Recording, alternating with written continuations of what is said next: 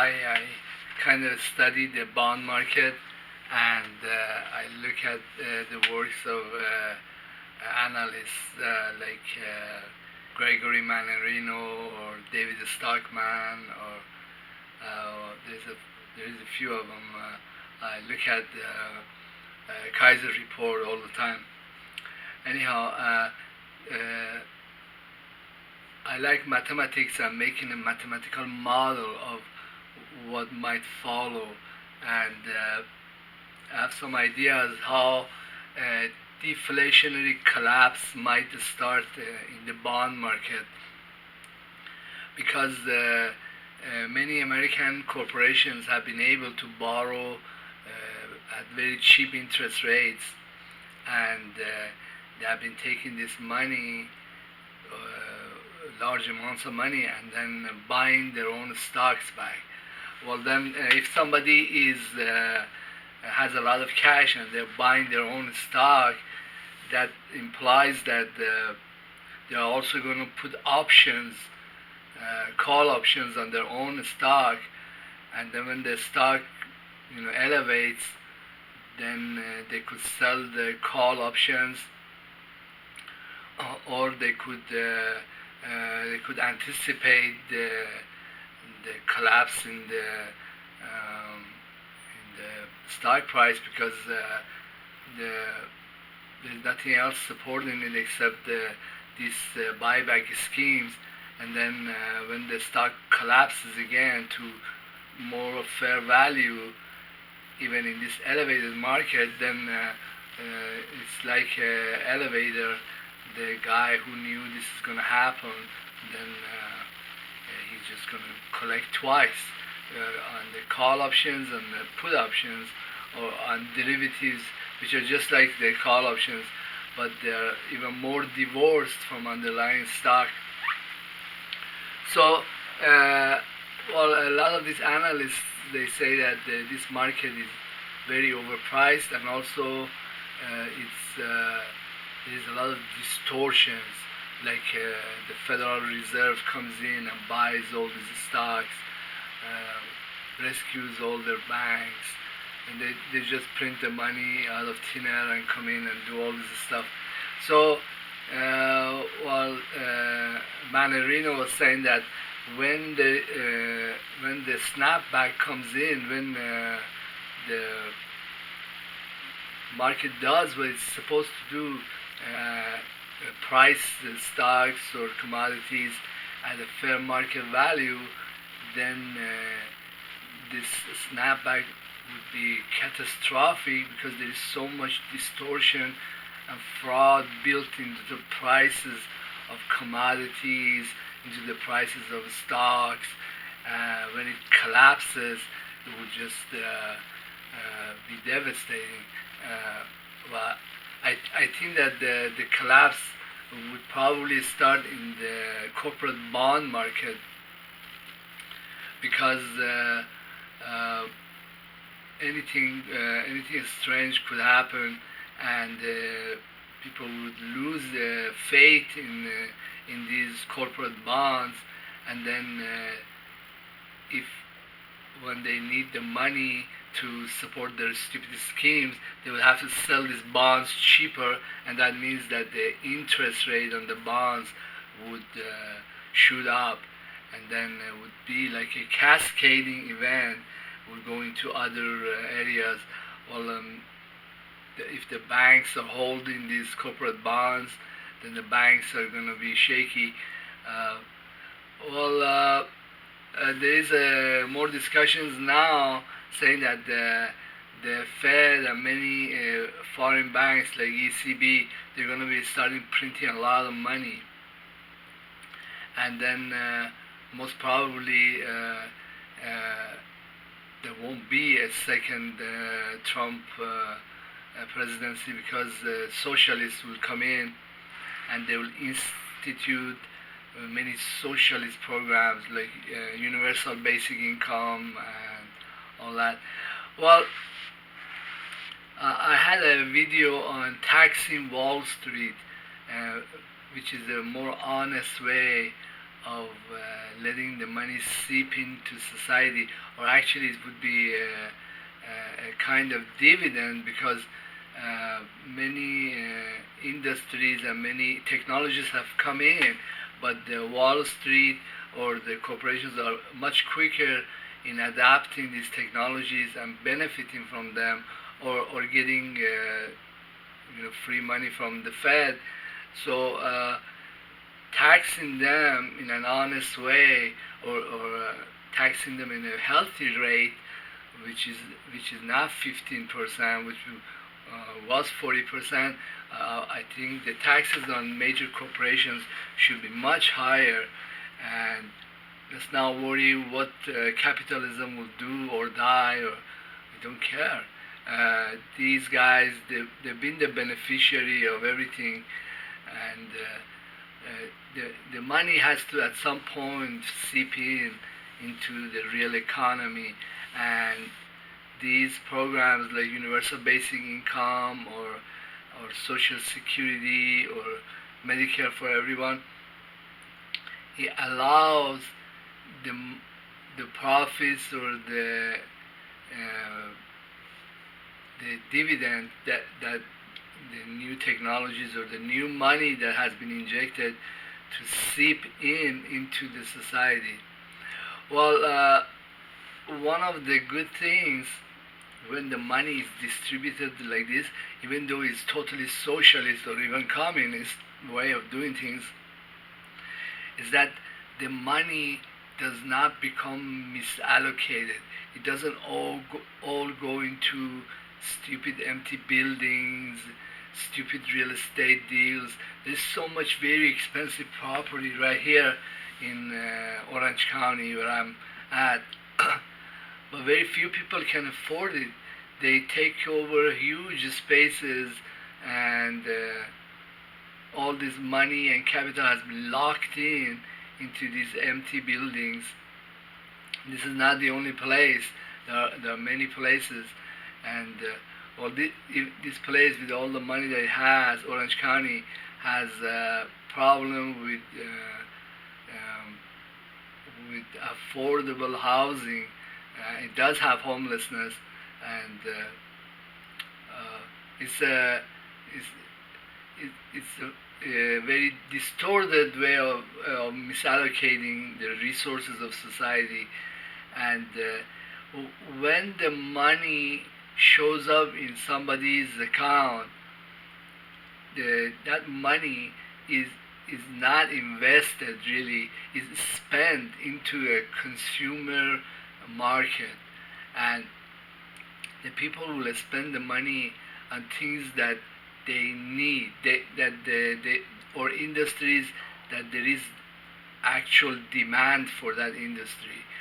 For example, I could say as an example, like many seniors, they drive to the border in Mexico and they buy medicine, which would be very expensive here in the United States. Or they go across the border and buy services like dental services. For example, if I wanted to put in some dental implants, I could get a very good price just hopping across the border. And well, this is the way the money is not misallocated, it is really spent. Well, looking at services, medical services, many doctors, including dentists or general doctors, I will tell you a few examples, are very much interested in selling the same service that they would charge the insurance a much higher price, at cash price. If you were to offer cash price to a dentist, or to a general doctor, say for example, I wanted to get a visit to a just general practitioner. Well, I've done that because I have diabetes. There has been times that I didn't have any insurance, or before I got disability, I would have to renew my diabetes pills like glucophage or metformin, or there is now there is some hard medications for cholesterol, but you can't just continue on the same prescription. You have to renew it.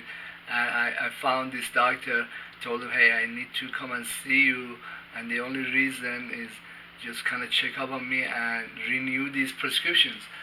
So I got practicing doctor to renew my prescriptions. I had to only pay like $25. I told him this is all I want to pay, and he said fine, we'll take that.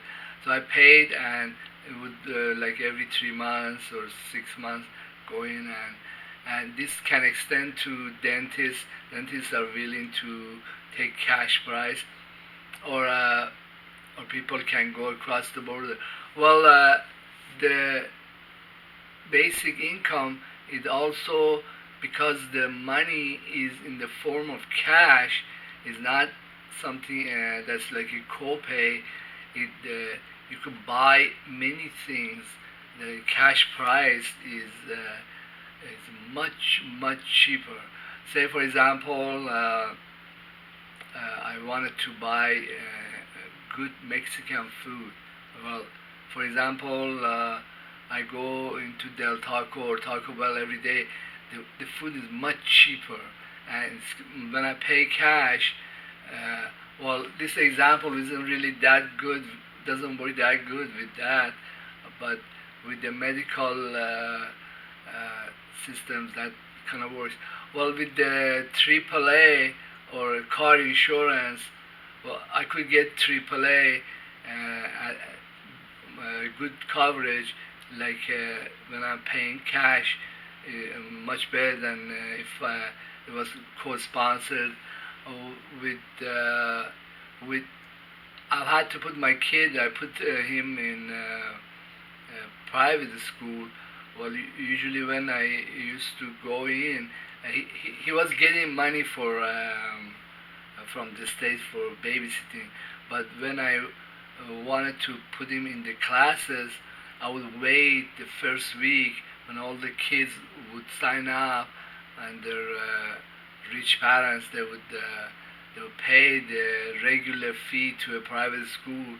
Then I would go in and talk to the principal and offer them a much cheaper price, but it would be cash price, and then combine that with the money from the state for babysitting, and he would be going to a private school.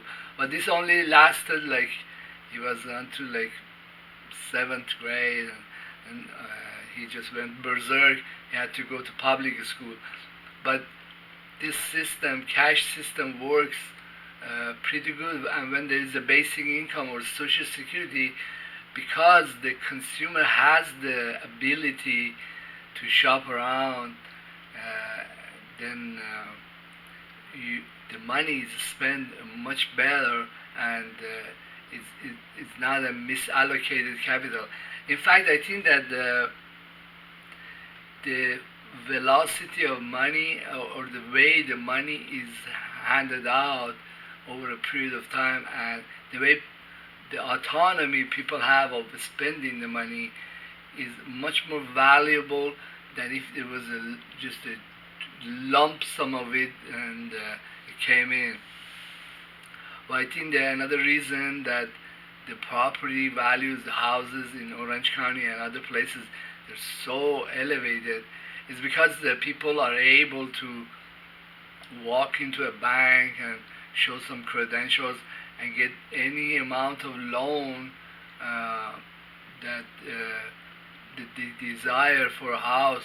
So the value of the house, the market value of the house, or the prices of the house, is kind of divorced from reality, and the builders or people, they can basically base the price on market sentiments, or what the neighbors are charging for the house.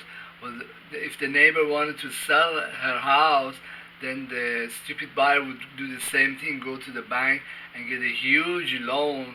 And so there's no like relevance to reality. Well, when things collapse in a market, they kind of start at the peripheries, and they kind of work their way in. Uh, I think, for example, I was watching some videos that there is all these apartment complexes that the builder built it, but they never finished it, and then the place is falling apart because they wanted a certain price and a certain client, and they couldn't get it, or the bank stopped funding them, and then the place just fell apart. It's so synthetic, just like the bond market and the interest rates that the people are able to get, which is completely divorced from underlying value of their assets. Uh, well, I think that some analysts are saying that this snapback moment when these markets do their job and determine the real market value could be very catastrophic, very disastrous. It's like a nuclear bomb has gone off, but we should see. Uh, I wanna talk about subsidies. Uh, for example, the U.S. government gives subsidies to farmers, and they grow a crop. For example, if the American farmer they grow corn, then the corn uh, it has a certain amount of money or backing for the farmer. There is a market price here, which is which takes into effect all the subsidies. Or if I wanted to go across the border and get the same corn, then I'll probably pay much less prices. So the government, when they give subsidy, actually they buy the corn, and when they want to dump it into the world market, then they would get much less for the corn, same corn. So this is how a lot of money just gets burned away. Well, the foreign farmers and foreign corporations, they don't get all these niceties. They don't have socialism for the wealthy. They have very little socialism, and only for the most indigent, the poorest. They have some forms of social. For example, Mexico has some kind of. I saw they have some very limited programs, which is similar to Social Security, and they were testing it here and there. And Iran has some kind of. They call it Rayane, which is just like basic income, but is based on the amount of electric usage per family. They give you a certain amount of money or subsidy, something like that, and they do subsidize some basic items in there. But then most of the farmers and manufacturers, they're at the mercy of market forces. I was talking to my brother, and I was trying to kind of figure out what kind of industries is thriving or not.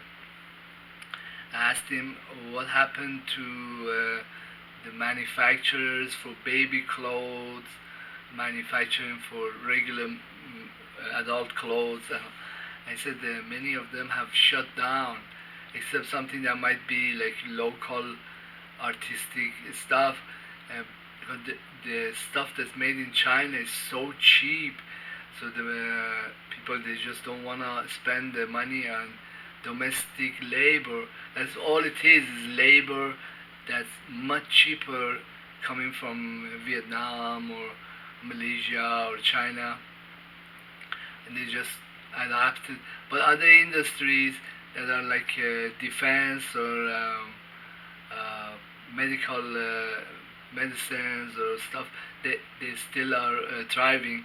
And Well, when some governments, for example, Venezuelan governments stopped subsidies to farmers and they became dependent on foreign agricultural products, and when their economy faltered, then they were in big trouble because they had trouble getting these commodities from foreigners, and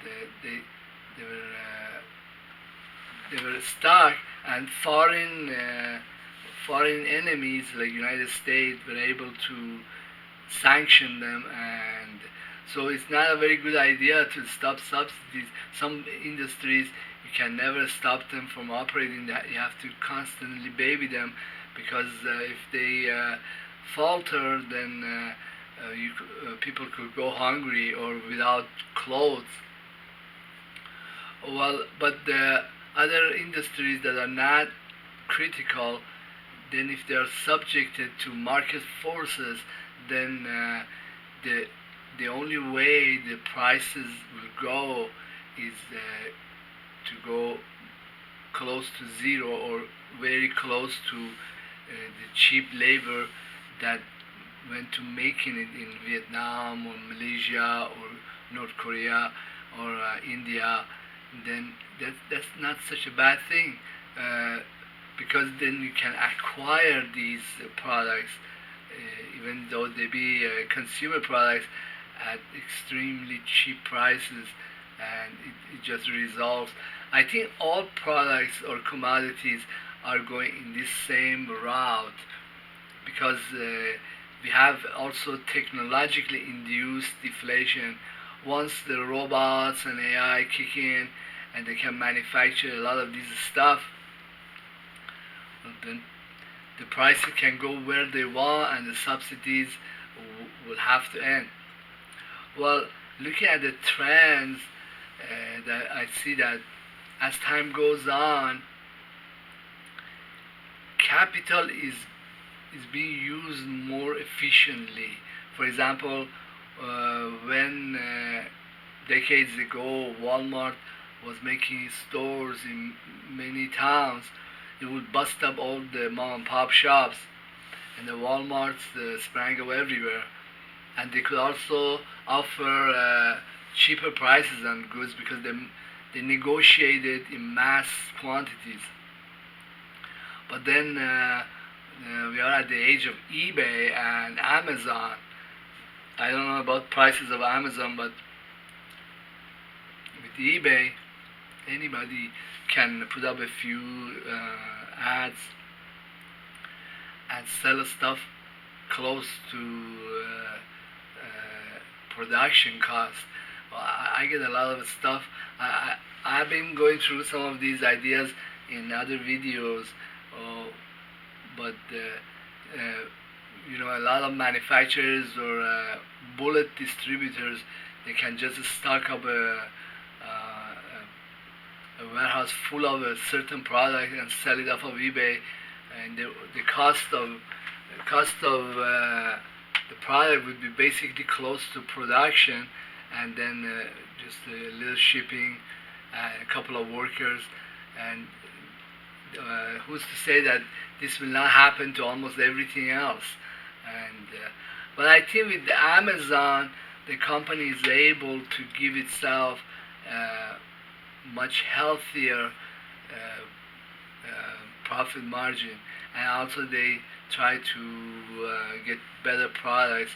But some people are like me, very chintzy, and that's where we are going. We are going to as close to production cost as possible. Well, this is a great news, because it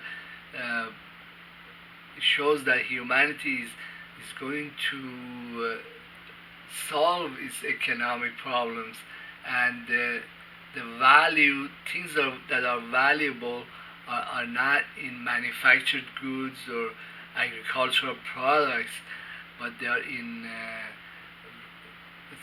stuff that only a human being can produce, like artistic or services that are very specialized, like medical services. but I think that the deflation is going to hit the medical industry very hard. Well, we just I want to just tell you a couple of examples.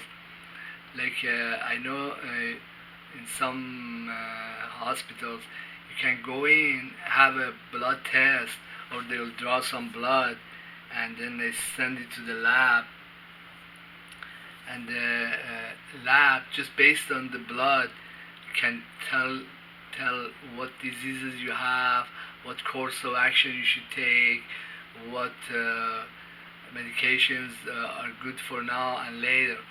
So everything can become very fast, or even bypass experienced physicians.